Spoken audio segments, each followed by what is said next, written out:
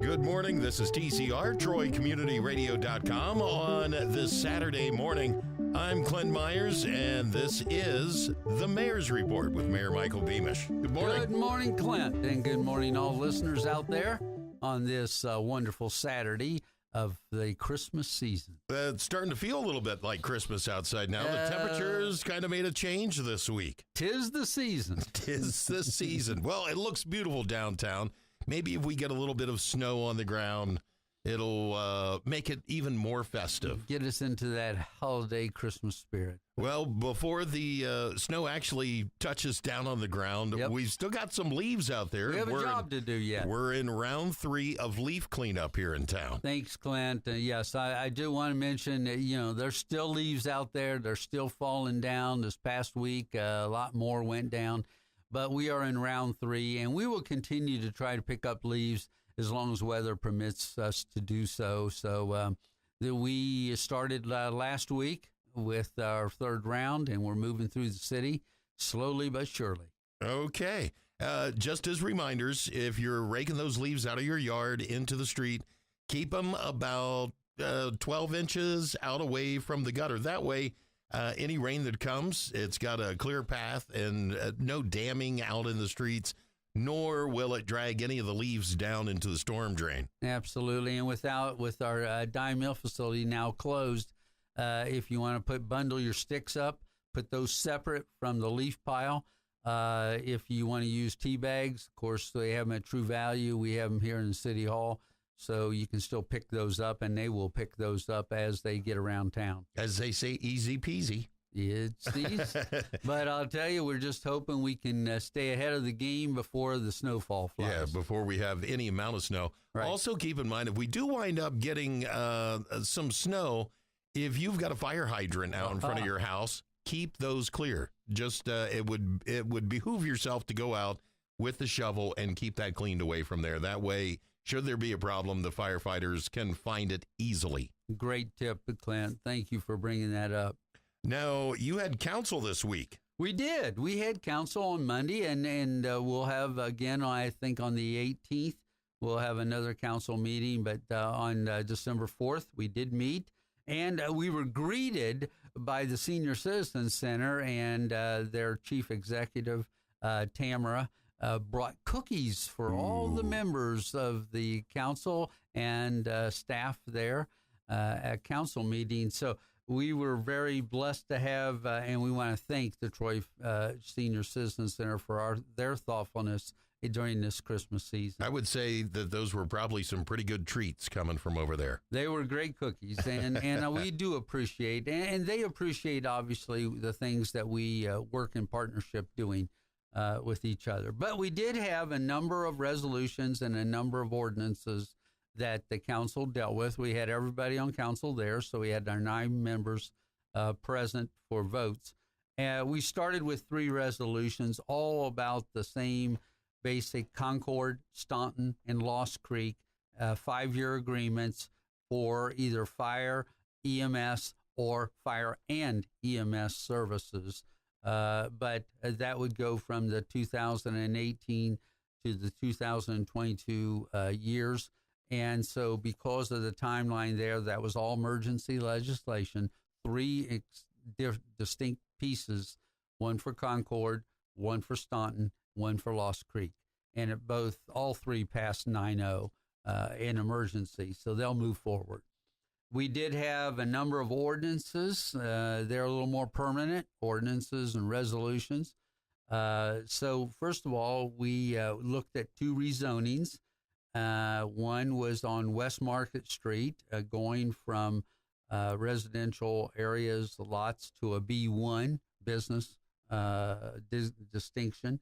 And the other was going from accounting zoning to a more appropriate city zoning of R3 on McCaig Road. Both of those passed 9-0. So those were rezonings. We did we will be having on the 18th a public hearing that deals with a planned development, most associated with Kettering Health Networks, their area there doing some planned development. And that's at a 3rd reading now. So it will be an emergency piece of legislation at the December 18th council meeting. There'll be a public hearing prior to the actual vote. If council chooses to vote on that day, it would be at a third reading, and they could. That remains to be seen. So we had two other pieces of ordinances. One was dealing with state's minimum wage has now gone to $8.30. This is for our part-time and seasonal employees. So we just had to upgrade the minimum wage to meet the state minimum wage. And then the final was just a clearinghouse of reappropriation of items shifting to different accounts. And council passed both those pieces of legislation 9-0. Really, the meeting went very fast and very efficiently. Mrs. Baker presides over those meetings, and for those who know, the president of council presides and assigns committee work, but they only vote.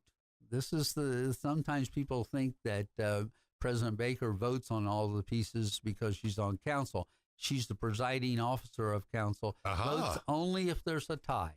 Okay, so she would be the tiebreaker. Right, and the mayor doesn't vote on council issues. He's more in the administrative executive branch of government, and then there's the legislative branch, and then there's our judicial law director. Okay. Now, council is always open when you have the council meetings that people can come in. Absolutely. And if you cannot make it in, it is also streamed online on troyohio.gov. Right. So you can watch in right online. There's lots of ways, pretty visible, if you want to find out what's going on. And you can always call ahead and see what's going to be on the docket. Okay. Now, something, when you're saying on the docket, I don't know why, but that made me think of the Santa house and his hours, because he's the big man in charge this time of year, and the one that the kids all want to get in and talk to. And the Santa house hours are a little bit different this weekend. Yeah, they're trying to adjust the hours so they can fit family schedules. And I want to start by, I hope families will come down to downtown Troy, not only for the beauty of the season, but to help support our small businesses. Oh, absolutely. In our community and throughout Miami counties. Buy local is a good thing. And I know our merchants really do appreciate that. But you're right. We have changed our Santa hours to be a little more accommodating to family schedules. So this Saturday, today, will be from 12 to 2. We'll have a little break, and it's 5 to 8. And then on Sunday, Santa kind of sticks around. He's a busy guy. He is a busy guy. But on Sunday, he'll be there from 6 to 8 as well at the Santa house. It's a wonderful place. I hope they bring families down, and the little guys get this to tell Santa what they would appreciate for Christmas. Christmas. Now, if they can't make it down, again, there's also the mailbox of the Santa house, so the kids can write letters to Santa. And the Troy post office, of course, is collecting those, and Rudolph comes in and flies those up to the North Pole. Absolutely. And poor Santa, he's bouncing back and forth. He's just a busy guy.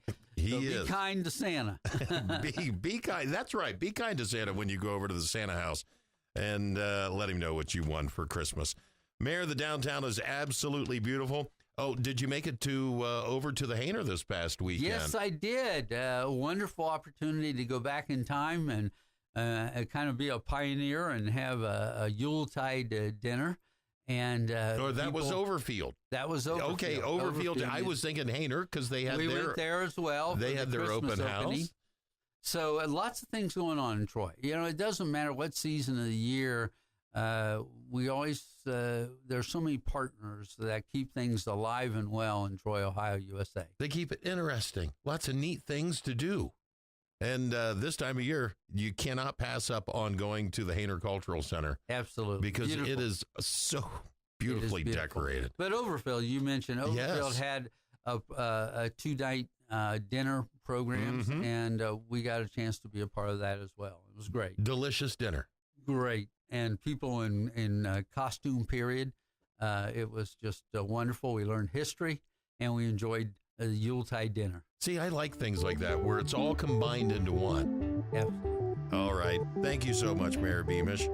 This has been the Mayor's Report with Mayor Michael Beamish. I'm Clint Myers on 107.1 WTJN.